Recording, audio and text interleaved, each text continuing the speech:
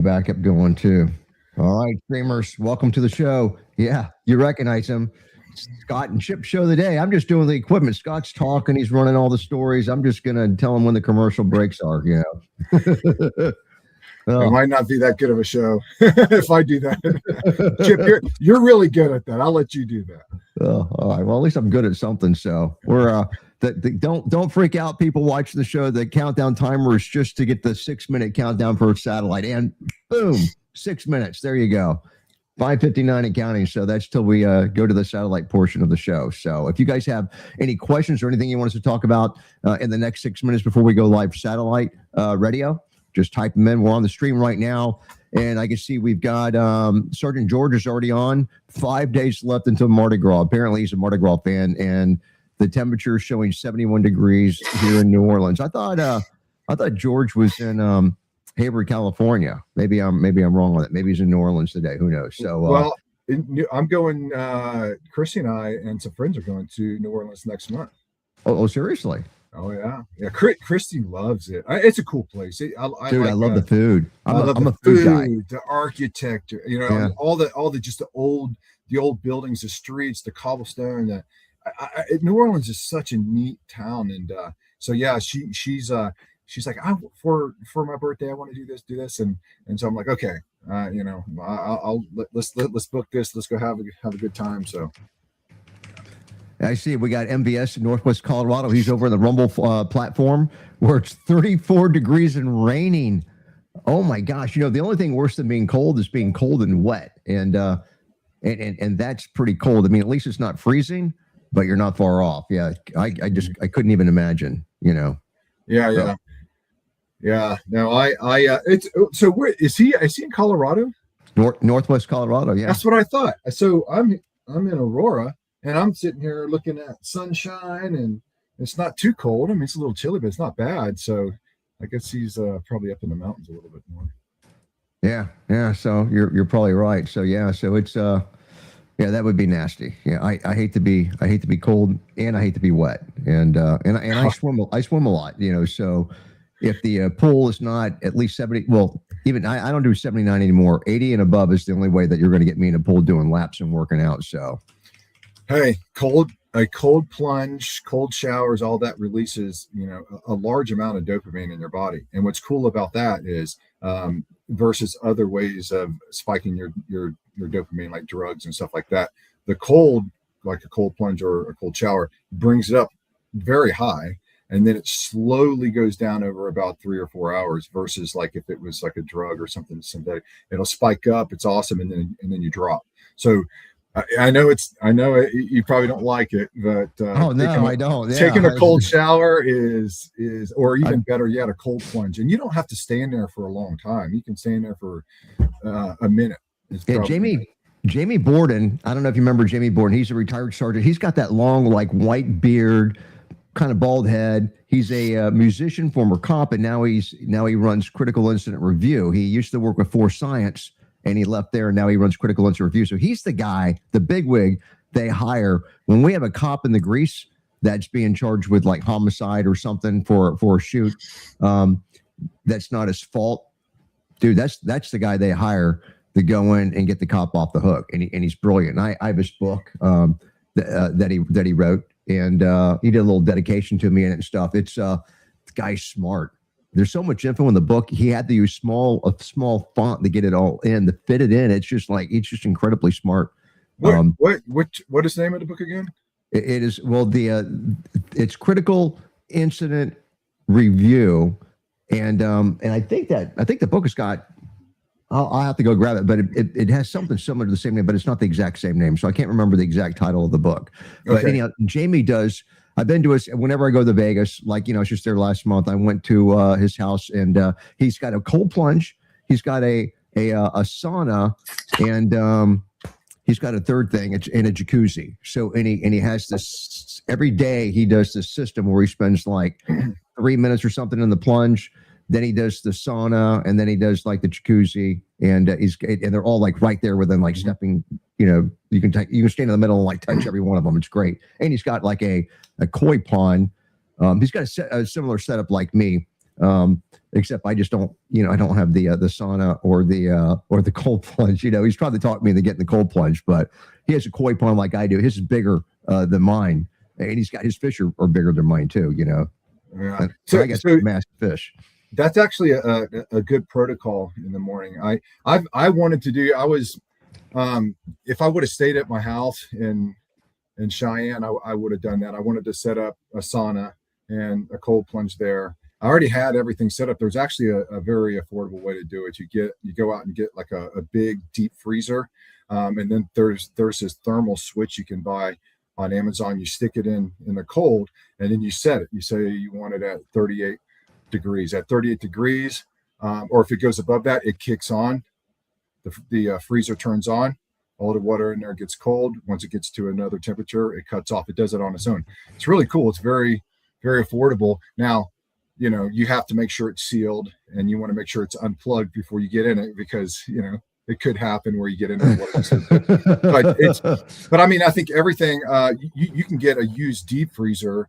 You can get these barrels. They have these wooden barrels like the kind of they used to go off in Niagara Falls in. You know what I'm talking about? Like these 50-gallon barrels that you can get into. We're 13 seconds out, Scott. Are you ready? Let's do this. All right, man. Here we go. Go on the satellite, guys. Put your seatbelts on.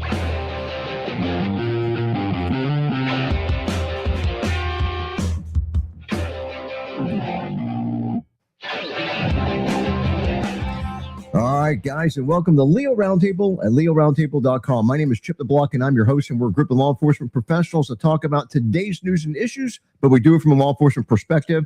And let me introduce Scott Steyer to you. He's our resident, I have to say, and I don't use the word, often, but he's our resident badass.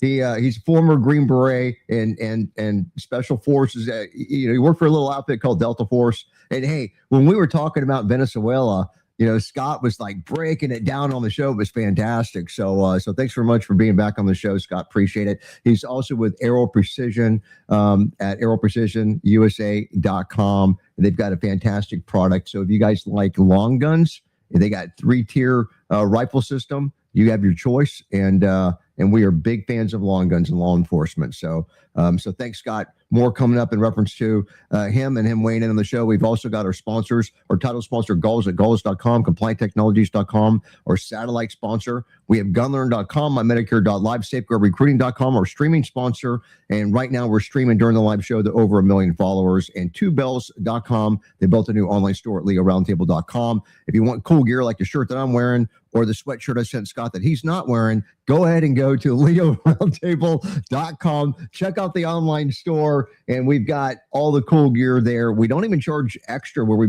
don't make a dime off of anything that's on the store. We're just trying to get our gear out there so people will, hear about the show. Also a shout out to Brian Burns for the Tampa Free Press at TampaFE.com. Thanks for carrying our content, Brian. Ray Dietrich, former lawman.com, and our very own Travis Yates with lawofficer.com. Thanks to all those entities for helping make this show happen.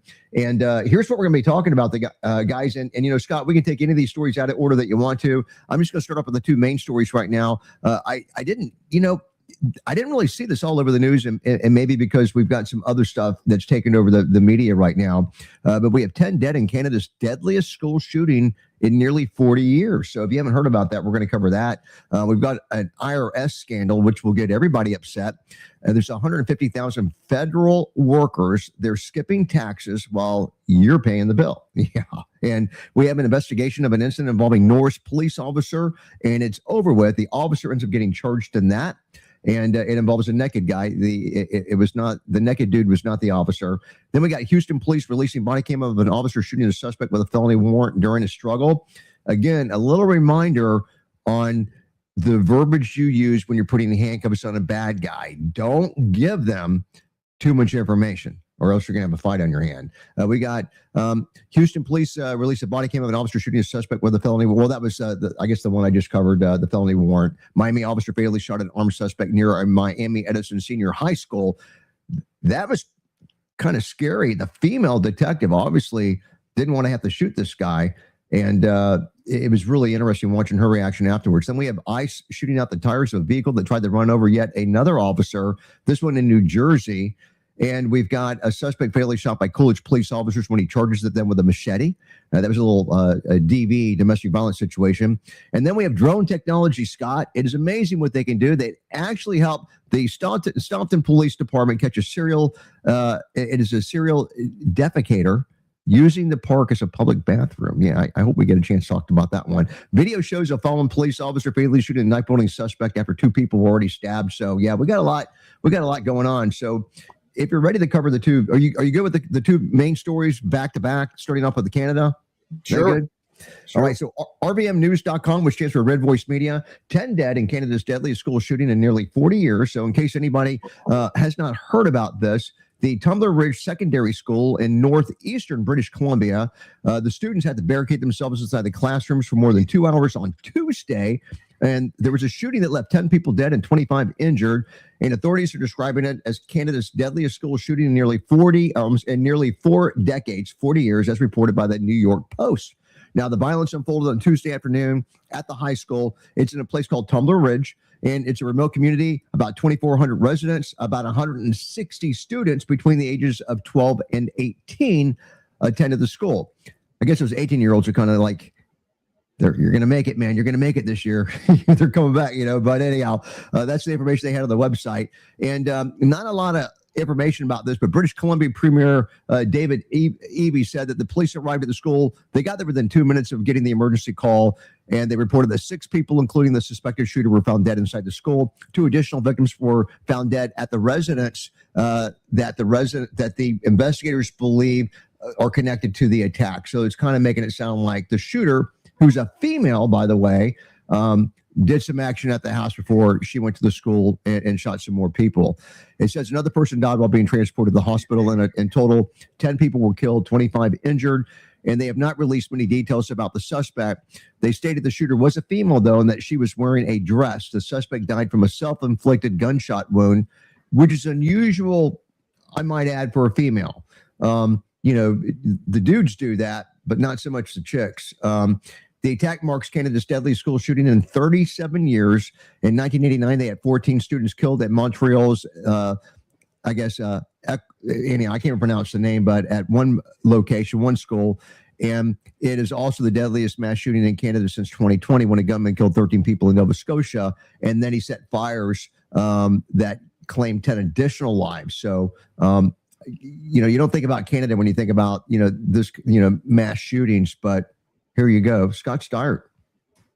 Yeah. So when I heard about this, what's kind of making, other than the fact that it's extremely tragic, they also said that was it a trans person? I've not heard that. In fact, the first I heard about this was on Red Voice Media. All the other news sources that I scanned for stories, nobody had it. Interesting. So I saw a picture. Again, this is I'm not sure how reliable the source was, but it's been going around. There was a picture of the supposedly shooter, and it was or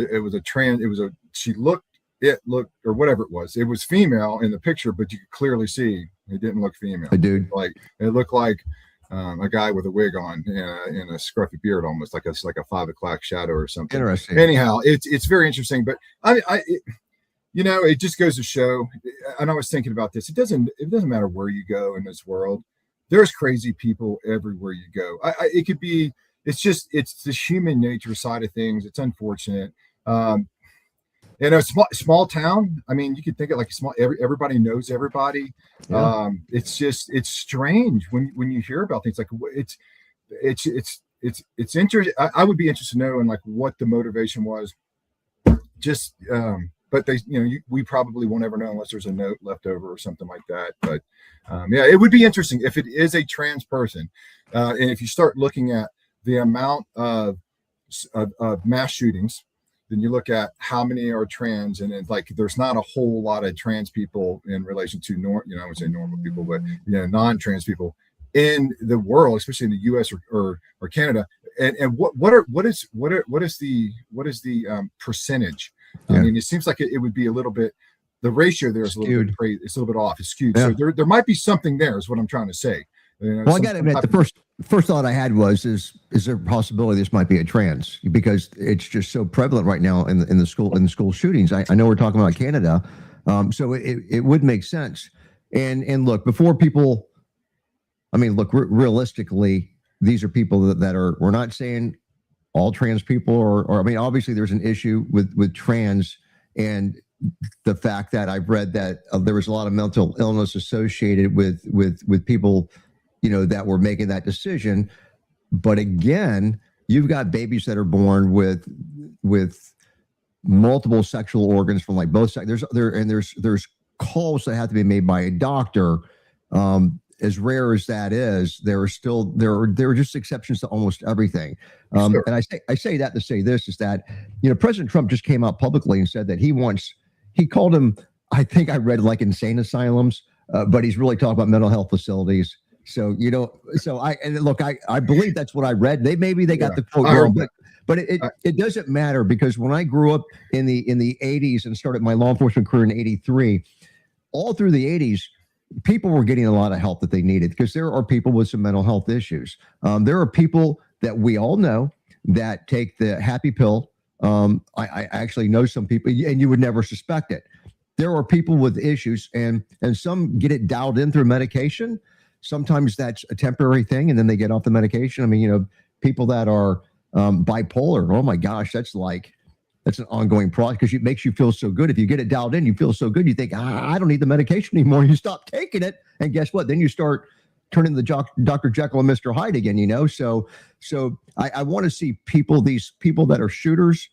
It's sad, because I feel like we have failed them as a country. And I know we're talking about Canada, so I'll throw Canada in there too. They have been failed because they can't get the mental health help that they need and that they used to be able to get. And Trump at least seems like he's making an effort to bring that back in the United States, which I applaud, because this show's been around for 10 years now. And for 10 years, we've been talking about the absence of mental health facilities and how they still exist. They're growing, but now instead of getting help, we institutionalize them, but that's called prison. We put them in jails, they get no help, and it just makes matters worse, because now they get out there on the street, and it's just that cycle, So I'm happy we're bringing them back. I am too. We have to have a resource. We have to have something available to us as a society to take these people and put them in there.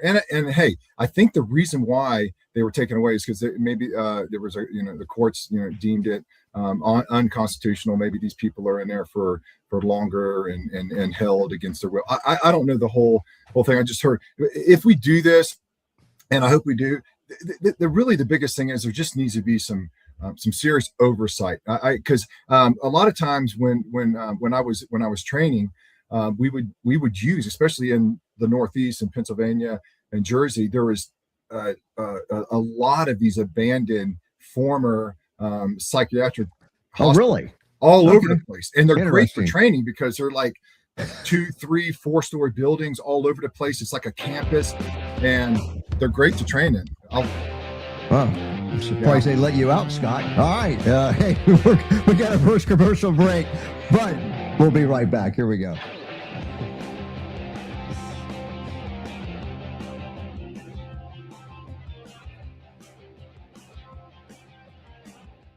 All right, guys, it's time to talk about our title sponsor, Galls at Galls.com. And, as police officers, we deal, with a lot of different things. But one thing that we do really, really well, we love to buy gear. And when you throw the online option, it's like almost limitless, right? But I want to remind everybody about what is really important here, and it's about supporting the companies that actually support law enforcement. And I don't know if a company does it better than our title sponsor, Galls at Galls.com. Even their motto, like on the banner behind me, is proud to serve those who serve, which, of course, they do in spectacular fashion. And not only that, they walk the talk by supporting dozens of focused organizations like this radio show. So when you're looking for gear, please support our title sponsor by going to Galls at Galls.com. And they're going to do you one better for the loyal listeners of the show. I got a radio code I'm getting ready to give out right now. It'll get you 15% off your next purchase at Galls.com. It's Radio 15. Type in Radio 15 in order to get 15% off of most purchases. And they have gift cards. Hook up your family, friends, and loved ones with a new Galls gift card, and they will be your new best friends. They pretty much have everything but guns and ammo. Galls.com.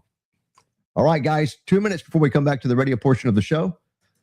And hey, people watch the show. If you haven't checked out Galls lately, because sometimes people, forget what they have. Go to thegalls.com. You can do it on this 2-minute break that we're on right now. Don't forget to come back to the show, though. But galls.com and try that radio code radio15 in order to get 15% off your next purchase. This is amazing, amazing opportunity. I bought a pair of boots, waterproof Danner boots. I spent a couple $100, and I did not use the coupon.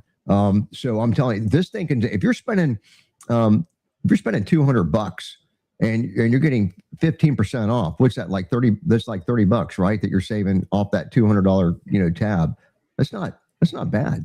So No. that'll save you some money. And they're always throwing specials like free shipping for this or that, or maybe a site-wide special. But we wanted to use that Radio 15, which lets them know that, hey, people that watch the show are supporting our title sponsor, and it lets them know that that we're making a difference for them by them supporting the show. So we appreciate it. Yeah, and more than likely, if they go to the website, they're going to find something they like, because Galls has a lot of stuff. Oh, dude, a lot of stuff. I'm a bad guy. I love go bags. I've got go. I mean, when I go, I told you I swim, right? I do laps. I got a go bag, and dude, I've got my thermal shirts in there. I've got my short sleeve thermals. I've got my 2 pair of trunks that I swim in. I've got 2 sets of goggles. I got everything in there. So. Yeah. Yeah, I'm a big fan of that too, and it's so funny. It's like it's these things like being in the military. Everything we did, we always made sure we had a go bag, and it really it started back. It was a Somalia thing, right, where there was the fight. It went multiple hours into the days and stuff like that, and they wish we'll they continue this on 5 seconds. Here we go.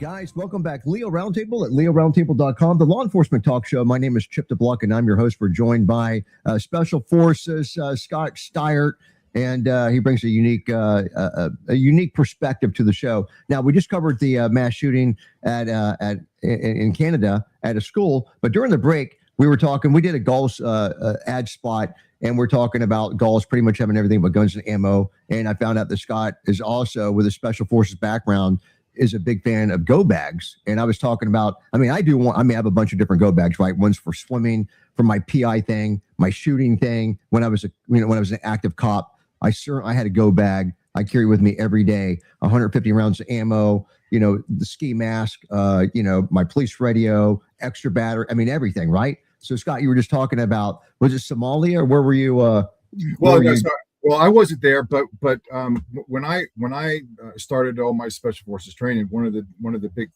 big takeaways from the Black Hawk Down Somalia was they didn't have, at that time they didn't have these bags, these go bags. So basically, if you were in a sustained firefight and it was really, really bad or whatever, and you're running out of ammo, you're running low on med supplies, ammos, water, stuff like that, batteries, whatever it is, there wasn't any. So when this firefight went on for hours and into, at least like within like 24 hours, they're out of ammunition. So what they would do is they had these bags, and the choppers would come in and they'd put a Chemlight on it. They'd break the Chemlight like an IR style, so you can see it with nod. They'd drop it, they'd run out and grab it, and now they have mags and they're already loaded up and everything, so they can grab these bags and they can continue to fight. So that became a big thing in our training. They would always, like, it was part of a checklist, like make sure you had the go bags, that somebody had to be in charge of that. So whenever you do a mission, you had these things, and it was something that we did all the time. We kept them in our vehicles overseas. We kept them, there was some already. And when I say they're already there, they're like magazines already loaded, tons of mags, frag grenades, med supplies, all that was already in a bag. It already had taped up IR chem lights on it. And so if there was ever a situation where we were in a bad spot, they could come by, drop it off, we could grab it, and we can continue to fight. So a go bag is something that I've always, I love it. I love the idea. And as a civilian, you look at, especially in Florida, hurricanes. If there's a reason why that you need to get out of your house for a while, for a day or two, you have everything in that bag that can kind of help support that. So if you have to leave in a hurry, put it in your car and go. So Yeah. it's a great idea. And to your point, I have a bag for like a gym bag, and I like to put everything in there. And I don't want to have to look around and find things just to go to the gym. So I just pick it up and I go. If I go to the range, of course, I have my range bag. I have a go bag in case of an emergency. Yeah, it's a great idea. Out of curiosity, when they did those drops, did they always build out the bags the same way? In other words, was the ammo, everything located, arranged the same way, so you didn't like have to hunt for stuff? Did they have like the frag grenades where they like clipped on the outside or something, or or not necessarily? No, it wasn't in a specific spot in the bag, because the bags, they're not the biggest bags. You can put a lot of stuff in there. So it has a certain there's a requirement of what's in it. So you can expect that this bag is going to have X, Y, and Z in it. But as far as like a location in it, it doesn't really have a location. All right, nice. Yeah. So it's nice that there's a civilian application that's a very realistic and good application for go bags too. And I just brought up, just like if you're just like a swimmer, I've got my go bags. It's one of those like little backpack with a it's small, but it's a go bag, and that's what I use it for. So I love it. Good conversation. So if you're ready, Scott, we got our second main topic coming up here, and this is about the IRS. So there's going to be some blood pressure going up on this one. RVMnews.com again, Red Voice Media, and that's we got our first two main stories from them today. IRS scandal erupts. It's 150,000 federal workers. They skip taxes while you pay the bill. It has always bothered me. We've always heard that around 10% of the people pay taxes and that 90% don't. And I don't know how accurate that figure is, but I'll tell you one thing. Hillary Vaughn is a reporter that reported more than 100,000 federal workers, including thousands employed by IRS. They owe significant unpaid taxes despite the agency's authority to enforce compliance among its own staff. That bothers every red-blooded American. Well, let me think. Every law-abiding red-blooded American that is paying their friggin' taxes, right? The Internal Revenue Service announced that on January the 26th, that'll be the start of the filing season, and several new tax law provisions of the One Big Beautiful Bill Act, which if you don't love it yet or you don't know about it, if you don't love it, it's probably because you don't know about it. You've been listening to liberal sources that are just telling you bad things about it. But that becomes effective on the 2025 tax returns. You're going to love it. Taxpayers have until Wednesday, April the 15th, to file their 2025 tax returns. And I know we hate to do the extension thing, right? And it says, while most Americans have to write a big fat check to the government today to pay their taxes, over 100,000 federal workers are not paying their taxes in 2021. The IRS found that almost 150,000 federal workers, they owe about $1.5 billion in unpaid taxes. I think it's kind of interesting how it's 150,000 federal workers, and it's still, it's 150,000 and it's 1.5 billion in unpaid taxes. So there's a pretty decent average there. She added that more than 5,000 of those employees, they work at the IRS. Over 5,000 of them work at the IRS, and they owe $50 million in overdue taxes, even though IRS can, listen to this, the IRS can actually fire its workers that are not paying their taxes, but only 20 people have been terminated by the IRS, according to Vaughn. And Vaughn also described the limited terminations as a double standard, saying that is an issue that Senator Joni Ernst is seeking to address. And this is going to make you feel better. It's going to give you that warm feeling all over, Scott. She's introducing several bills aimed at cleaning up the IRS. According to Vaughn, one of the Ernst proposals would require regular reviews of IRS employees' tax compliance. And one bill will require IRS employees to be audited every year, and they get fired if they don't pay their taxes. Vaughn also reported on IRS spending related to firearms and ammunition, because wasn't that long ago, we were getting that word about who's buying all the guns and ammo, and that was an excuse on why we can't get any. Freaking IRS. And here's a quote saying, but while the IRS is not catching the tax cheats on their own payroll, they're busy arming their workforce. You've got about 20 seconds, Scott, before we go to our next break. Yeah, that's it's interesting. So Doge comes out, or they find all this fraud, waste, and abuse. But now what are we going to do with it? That's what I'm saying. I just want, obviously, I'm as angry as everybody else, but I'd like to see something done about it. At least some firings or some arrests. Yeah, agreed. All right, guys, we're up for our break number 2. Second commercial break. Stick with us. We got some great stories coming up. We'll be right back.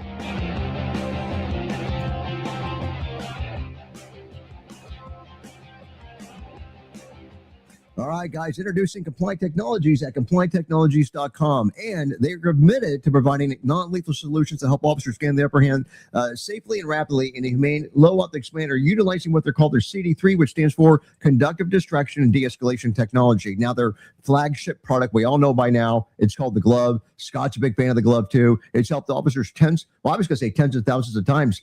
Heck, we're over 250,000 deployments of the glove, and they've actually had no injuries and no deaths. It has achieved that rare and elusive non-lethal status in an arena that predominantly can only offer less lethal results. And when it comes to weapons retention, transitioning to a sidearm or conducted energy weapon, the glove, CompliantTechnologies.com, they have virtually eliminated weapons confusion. So stay ahead of the game with Compliant Technologies and the revolutionary CD3 that hundreds of agencies have already turned to nationwide. And friends, take it from me, when it comes to safety, this is one of the most common sense hands-on solutions that's ever come along. Go to CompliantTechnologies.com today and check it out. All right, we've got 4 minutes, Scott, till we come back to the radio portion of the show. And wow, off to a good start, I think. Oh yeah.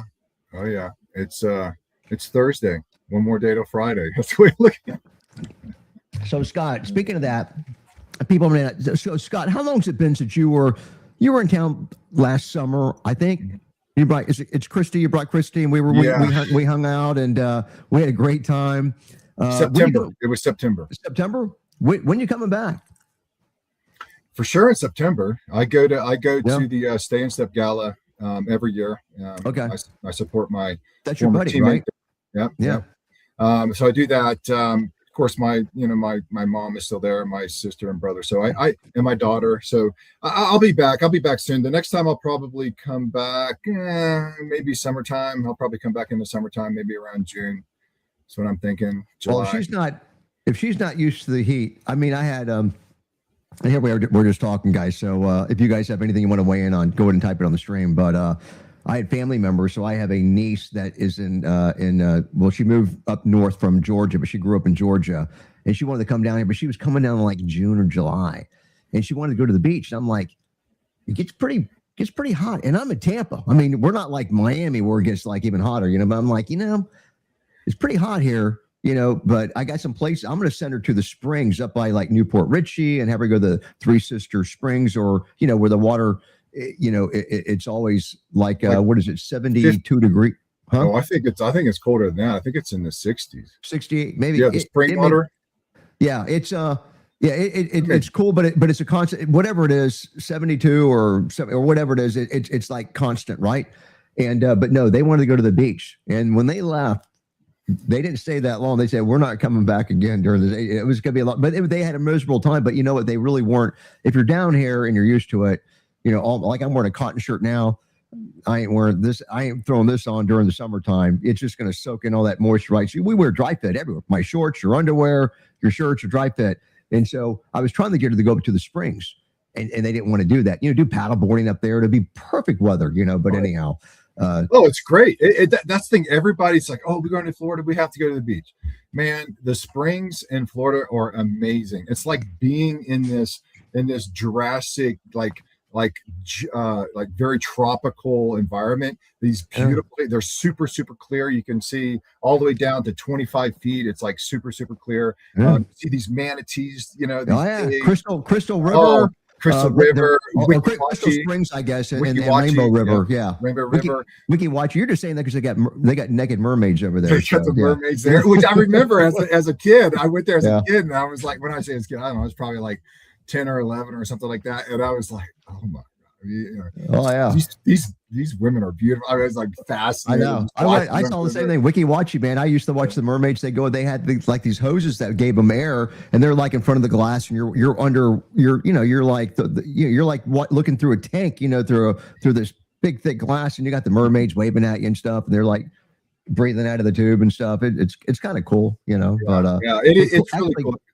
They closed it, and then somebody bought it and took it over. They didn't want it to shut down, because they got like a lot of plants and stuff there. But there's a lot to do here. So yeah, when you guys come down, hopefully, I know if you take her, she'll have a good time because you'll where to take her. If it's going to be really, really super hot, you'll be up there in the cooler climates. But yeah.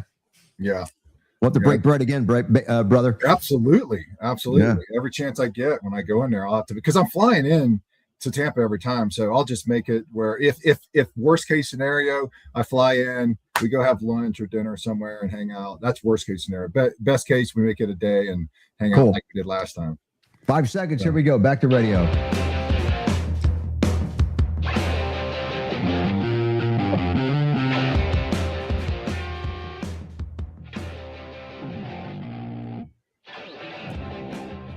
All right, guys, welcome back. Leo Roundtable at leoroundtable.com, the law enforcement talk show. My name is Chip the Block, and I'm your host. We're joined by Special Forces, former operator Scott Steyert with, Green Beret, Delta Force, and he brings a unique perspective to the show. Scott, our last main topic, I know that we've talked about, the Canada school shooting, and now we've got, this other story. Any commentary or any more commentary on anything, or? We're good. So I looking on the comments on Rumble, and MVS pretty much is backing everything up, that we're saying. And also, Scott, why would you move to the communist state of Colorado? Now, MVS lives there, and he wants to know, why do we move to the communist state of Colorado? And then he says, but Canada has gun control. How could that happen? Meaning the school shooting in Canada, and I'm not going to read the other one. And wow, he's got some interesting stuff on there. But anyhow, Colorado, but Scott grew up in Florida, so his roots really are in Florida. But he loves the country and the wild and being able to take out coyotes with his rifle. Yeah, so I'm up here because of a woman, of course. Otherwise, I would not be here. But I still have my house in Cheyenne, so I still go up there, and I plan on spending a lot of time there in the summer because it's across from a state park, and it's a great time. But one other thing, going back to the school shooting, I thought about that, and it's like when they were talking about the teacher and the kids, they were in the classroom, they took all the chairs and everything, they were barricading, and everybody was freaking out, and they would, it's just, I put myself in that situation. I'm like, man, to feel that helpless. It just would be the most disgusting feeling, just because you can't do anything. Yeah. And it's like, to me, that's the importance of, I think the teachers should have some type of lockbox in every classroom and be trained. Now, granted, not every teacher is going to want to do this. Not every teacher should do this, because maybe they're not comfortable enough handling a firearm or whatever, but at least have that option, so you're not sitting ducks in there waiting to be massacred by a crazy person. At least you have an ability to go in there, put in the code, whatever, get it out, take your training, and then at least protect yourself in place. But anyhow, it's just something that came to me. I wish there was more of an incentive to do that, and do that on a more larger scale. Now, before we go to to our next story, this last story that we just kind of whet the appetite on, the IRS and the 5,000 people that work for them, they don't even pay their taxes, but they have an option to fire people. Any last words on that one? That's just gotta do as I say, not as I do. Dude, that's the motto over there. We pay. I mean, that's what really gets us. We pay our taxes. I don't necessarily believe in. You go to H&R Block. They're not risk takers, dude. You're paying. If there's a doubt, they're citing on with IRS, right? But so I don't mind pushing the limit, but I want to make sure. I don't want to. I've been audited before, and they actually paid me money, but it's not a fun process to go through. So you want to make sure that I don't mind paying my fair share of taxes. I mean, we've got a great country and a lot of things, but I don't like paying for illegals coming over here. I don't like paying over $2,500 a month in healthcare for me and my wife with no kids, because we're also helping fund illegals and giving them free health care and giving them a phone, a credit card with an expense account. They can stay at 5-star hotels. That bothers me, because I'm paying a lot of money now, especially with health care and stuff, and they don't have to. So so this story about the IRS and stuff, and these guys not paying taxes where I pay my fair share every year, that's kind of aggravating, to be honest with you. Yeah, so I know people. I know I'm not alone. Well, guys, our next story, we have an update story, Montgomery County, Pennsylvania, and it's montgomerycountypa.gov. Investigation of an incident involving Norristown police officer concludes the officer ends up being charged. I read this. I would love to find out from the officer's own mouth why they did this, because when you hear me talk about this in the Naked Dude, you're going to say, why would he do that? So The incident starts when Norristown police responded 8:04 in the morning on a Wednesday, February the 4th of 2026, so it just happened, to reports of a naked dude in the middle of an intersection. Additional information provided by the police was that this naked guy was screaming and damaging cars. The first patrol car arrives on the scene. Naked guy, later identified as Justin Rich, but let's just call him the naked guy. It's more entertaining. He approaches the police car and attempts to open the doors, but it's unsuccessful. Numerous other cops start showing up, including a patrol car driven by Sergeant D. Orzio. And this is apparently the senior ranking guy there. He stops behind a gray pickup truck that's in the travel lane. So the sergeant radios for other officers to have the gray pickup truck move out of the intersection, move out of the way. Once it's moved from the travel lane, the sergeant immediately accelerates his vehicle and he strikes Rich, or naked guy, who goes airborne, lands several feet away at the center of the roadway. And then Rich, the bad guy, the naked guy, he's transported to Mainline Health Hospital where he's admitted, and he ended up leaving the hospital on February the 6th. So he was there for 2 days. Per county protocol, an independent investigation ends up being done by the Montgomery County Detective Bureau. And remember, this was a PD that did it. As part of the investigation, county detectives interviewed numerous officers, civilian witnesses, reviewed video, and the police use of force continuum, which is our rules of engagement. And it guides officers on using the minimum amount of force to accomplish your goals. Anyhow, they're saying that the force options available to an officer, it's just from mere presence, whatever. They're saying the sergeant blew it. The investigation found that Rich, our naked guy, was standing in the intersection. I got to be careful with my words here. Scott knows what I'm talking about. With his hands on his hips. And he was not armed, obviously. He's naked, and he didn't have a weapon. And the sergeant accelerates and hits him with the car without even giving a verbal warning and striking him, putting him airborne. The investigation found that there were no verbal commands, tactical coordination, consideration of the hands-on. No one wanted to touch the guy. I get it. Or utilizing less lethal weapons against the naked guy, who at the time was committing misdemeanor offenses.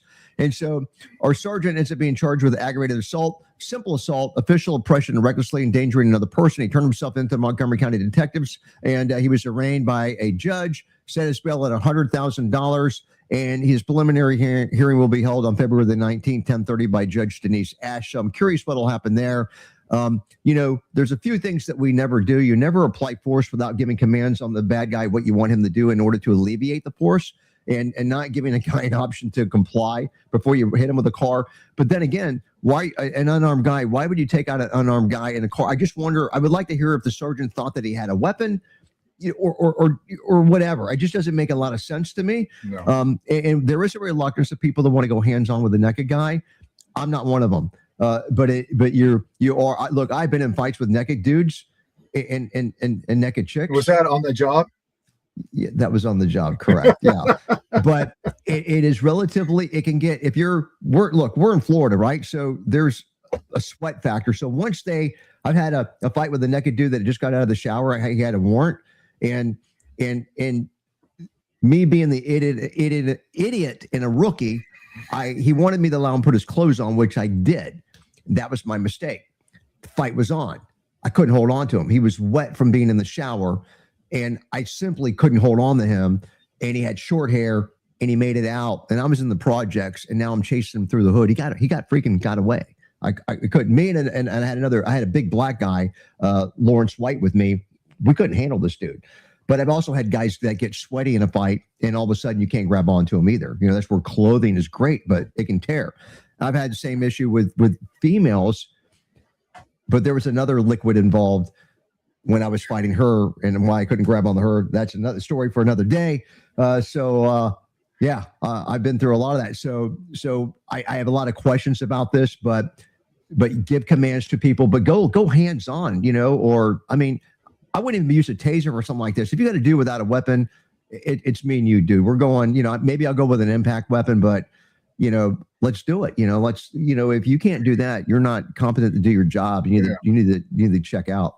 Well, I mean, again, compliant technology, the glove. Yeah. I mean, for one, if that was an option, if this officer had that tool in his toolbox, he could have went out there, obviously using the verbal commands. Gloves are on, not activated, or maybe they are, because it doesn't do anything if they are. You can still draw your weapon if you had to, but go up there, talk to him. Okay, not only is it going to the glove is going to keep that person from not resisting arrest. It's also going to have that grippiness to it. So if he is sweaty or oily or whatever it is, it's going to do the job. So again, just to me, this is another example of where the glove could be injected in there. It could save lives, keep people out of the hospital, de-escalate the situation very quickly.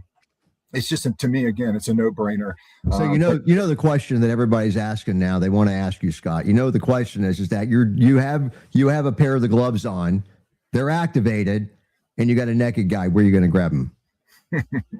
Depends on how bad he wants to fight it. I mean, there's always options. I mean, how big is this guy? Is he, am I on the bottom at some point and he's whooping me up? Well, then, I'll grab wherever I need to grab.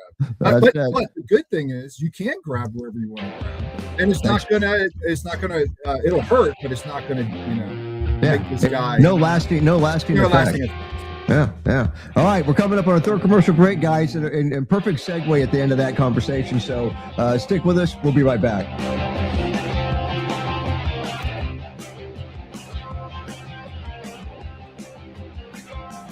All right, guys, it's time to talk about GunLearn at gunlearn.com. And, as law enforcement officers and military, really, we deal with guns every day, and it's what we don't know about them that gets us into trouble. Injuries, civil lawsuits, accidental discharges, misidentifications, lost prosecutions, and disciplinary issues. But gunlearn.com, they have your back. You can actually become extremely firearm knowledgeable by simply learning 14 training modules from the convenience of your home or your office, or by attending a live seminar at gunlearn.com. You can also become a safe, accurate, and competent certified firearm specialist like our very own Captain Brett Bartlett and also attorney Ken Apianco. Now, the course has had huge success in raising the bar of firearm knowledge, and GunLearn has been a trusted source since way back in 2011 by gun manufacturers, federal agencies, forensic organizations, and police departments nationwide. Now, the founder, Dan O'Kelly, has got a deal for you if you have your own agency. If you're a chief or a sheriff, you can actually host a seminar for absolutely no cost. It's an amazing opportunity, and you can go to gunlearn.com to get more information, gunlearn.com.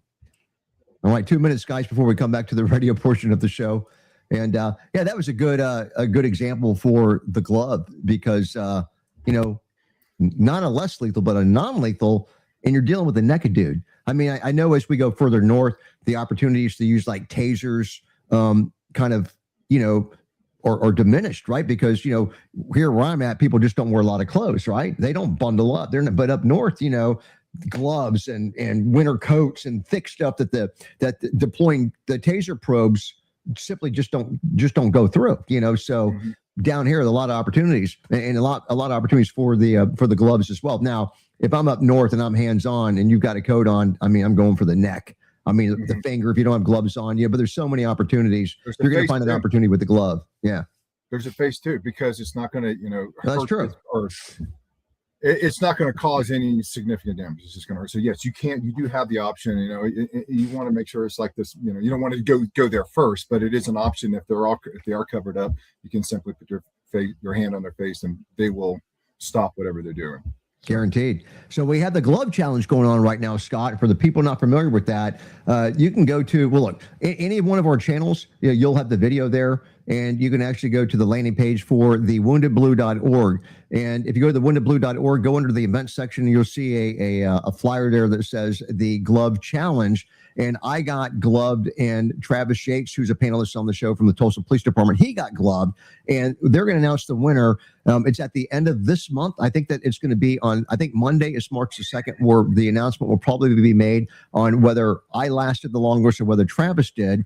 And the winner gets a free pair of gloves, and the person that donates to the Wounded Blue in their name the most amount of money gets a free pair of gloves as well. It's a win-win. So check that out, thewoundedblue.org.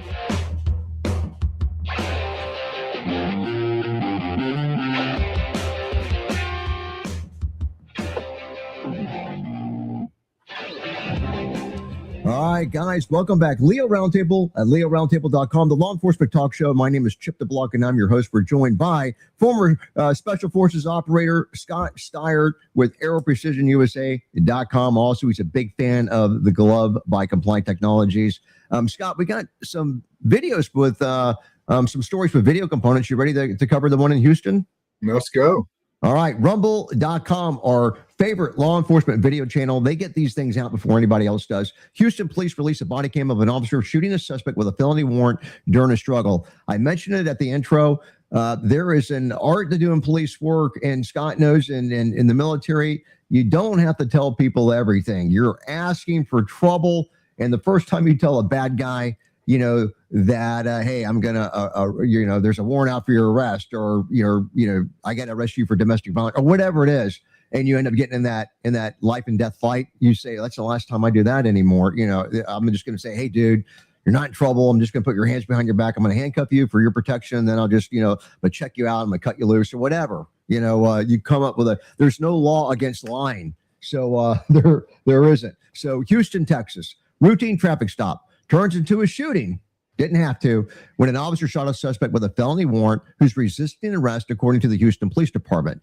Now, being a defensive tactics instructor, knowing police tactics and stuff, there are some things I'm going to point out. Scott will probably pick up on these too, because he's been around the block and trained a lot of cops. Police said the officer stopped the driver for, it's just a traffic violation. It's how most of this stuff happens. It's 1:40 in the morning on a Sunday. At that point, officers learned the driver had an outstanding felony warrant, and they tried to arrest him. It leaves out that they tell him that they know he's got the felony warrant and put your hands behind your back and put you in handcuffs. They did say, we're not taking you to jail right away, but he knows they're arresting him, and they know that he's got the felony warrant.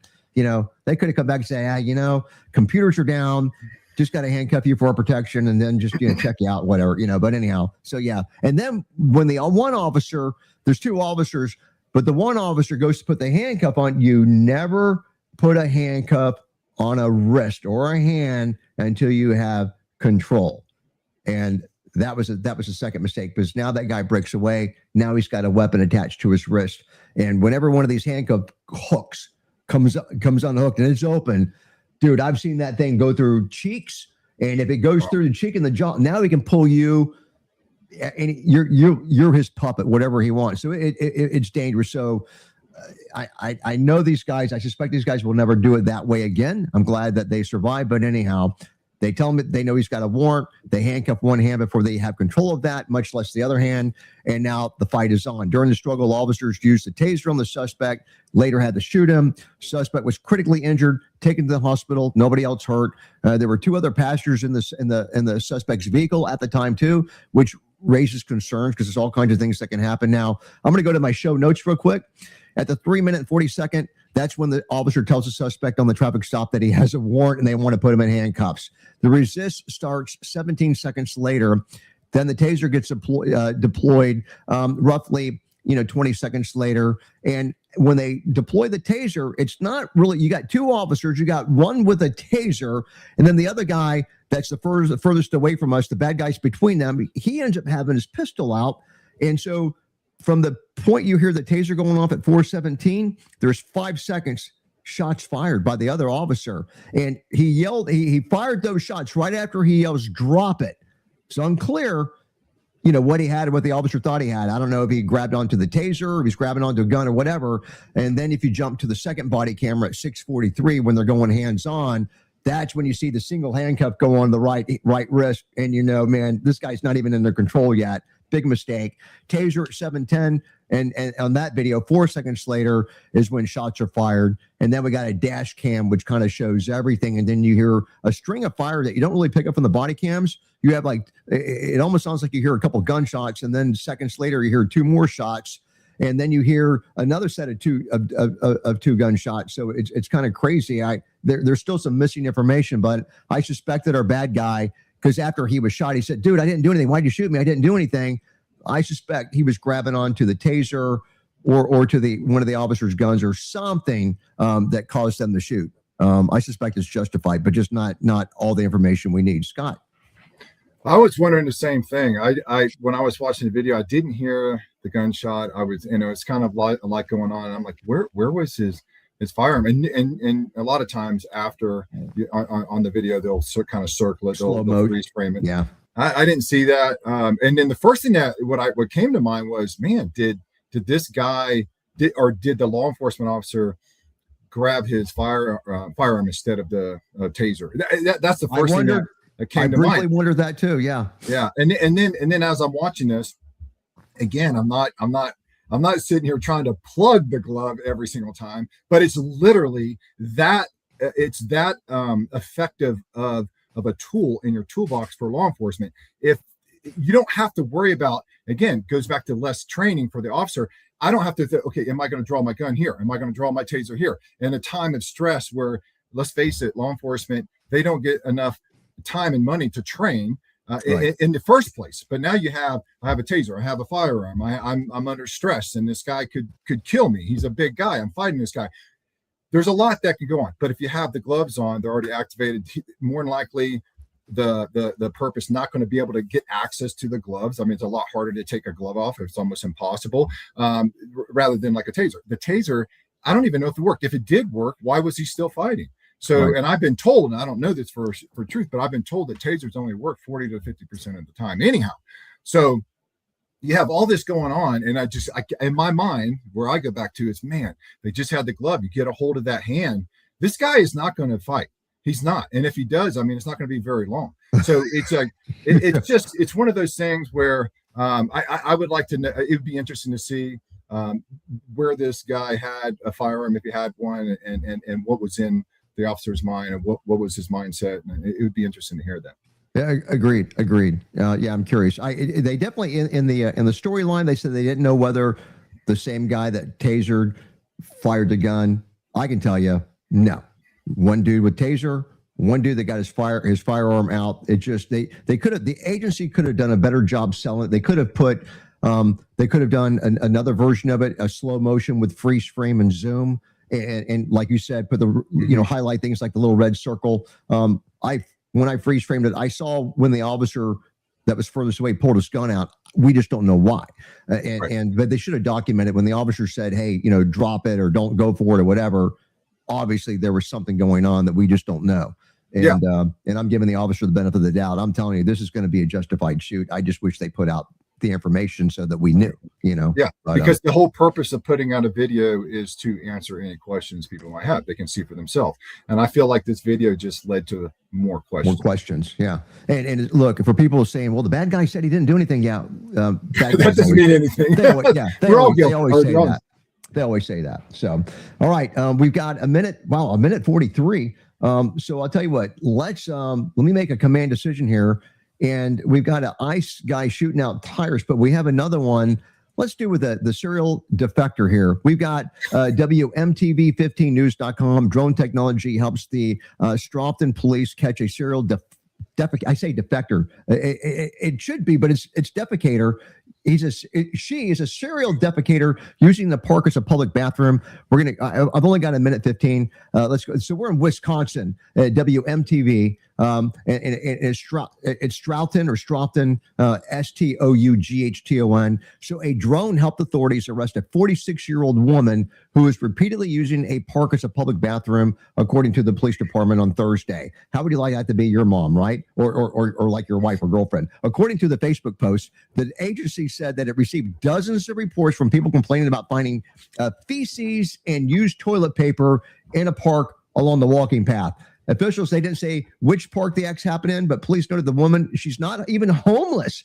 They believe that she does not even have a mental health concern, which is, I would have been saying, if I was married to her or dating her, I'd say, at least say she's got a mental health issue, because I don't want anyone thinking I'm dating a chick that does this stuff, like when she's just like walking around the park. But anyhow, when we first learned of it, we thought it was going to be isolated, said the Lieutenant Chad O'Neill with the Stroughton Police Department. But then the neighbors and users of the park continued to call us to complain about it. I realized that it wasn't going to go away. Lieutenant said, well, they put a drone up, obviously. They don't talk about the drone anymore, but they got drone footage. Suspect claimed to have been using the bathroom at a certain time and a certain location based on her personal pattern. So I guess whenever she's walking to the park, whenever she gets that urge, and she's carrying toilet paper with her because they're finding it in toilet paper. So what do you do? You just reach in your purse and you grab the toilet paper and you just stick your hand down your pants and just do the drop and wipe? I don't know. I mean, are you wiping front to back or back to front? I'm hoping it's front to back, Scott, for her safety. The woman is given a citation for indecent conduct, and they call her the serial defecator. Scott, I know we're going. You got 15 seconds, Scott. Hey, I'm happy to hear she did wipe, so that's good. But this brings me to something happened 5 to me. seconds. Okay. Oh, I don't have time to talk about it, but it reminds me of something that happened to me at a park. But all right, we'll do it. We'll do it. We'll do it. We'll do it on the break after the live when we're talking to the streamers. Guys, calls.com, complianttechnologies.com, gunlearn.com, mymedicare.live, safe web recruiting, and twobells.com. Thanks for watching the show. Thanks for the support. We'll see you back tomorrow, 12 noon Eastern. And we're going to keep it going. We got about a minute and a half. Scott, take it from here. Tell that story that you wanted to tell. This is for the streaming audience. So I went to the park. It was I used to live in Southern Pines outside of Fort Bragg. Beautiful small town, very quaint, just a great place to live. So I'm with my daughter, who at that time, I think she's probably maybe 3 years old or something like that. And I'm at the park, and she likes to get on the slides and play around. I'm watching her, and she gets up there on the top, and she's like, "Ooh, Daddy, there's poo up here." And I go in there, and somebody had went on the slide and taken a dump.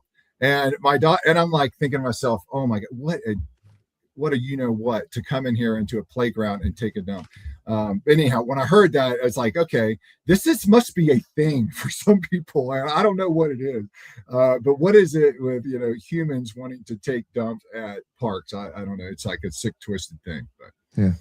Did you like the little banner I just came up with, Scott? Serious defecator police. Hey, but what a good use for drones. Hey, there's all kinds of use for drones, even serial defecators. I mean, no one's safe with drones out there. I love it. I've been dealing with a drone. I'm trying to get a drone sponsor, and there's actually a drone company that's interested. You better believe I'm calling them up today, and I'm going to say, see, if you were a sponsor, we would have been pushing your product for every agency that has public parks, that's got an issue, Yeah. I also read that the park that you live next to right now, Scott, that they're missing wildlife is disappearing fast, and they can't explain it. I don't know what that would have to do with. But yeah, I plead the fifth on that. Yeah, streamers, thanks for watching the show. I'm popping over again to LinkedIn and then the Rumble. Unless they have the face covered, you got to go. That's MVS. So good point. Well, look, thanks for the support, guys. We appreciate it. And we got a live show tomorrow. And then I'm going to be gone Monday through Monday. So I've got I'm going for 8 days. It only affects 6 shows. Producer Will's going to put some great stuff up. A lot of times we'll use some shows with our Secret Service dynamic duo, Rich Dirapoli and Frank Loveridge. They're always on Fox News and Newsmax and CNN, but they don't normally get to be on the same show together. And they do a really good job, but the national news media, they don't allow them to be together. And for reasons you'll find out if you watch our show, and I'll get with Will to make sure we have some of their shows, but they're just so entertaining. They feed off of each other, and it's great. And the national media doesn't know what they're missing by not letting these guys on. But I've seen them take over a show. It's crazy. Yeah, but they're so entertaining, but they're sharp. They're so freaking sharp. And they're not just Secret Service guys. They're Secret Service, former Secret Service SACs. So a SAC, it's not an assistant special agent or just a special agent. It's a special agent in charge. So they're like the top dudes. So they're special guys. So watch that, guys. So tomorrow live show, Friday. Then we got some special stuff Monday through Monday for you guys. I will be back on that Tuesday, and when I get back from St. Augustine and Dahlonega, Georgia. So stay tuned for that. Thanks for watching the show. We appreciate it. We'll see you guys tomorrow, 12 noon Eastern. And I'm going to go ahead and kill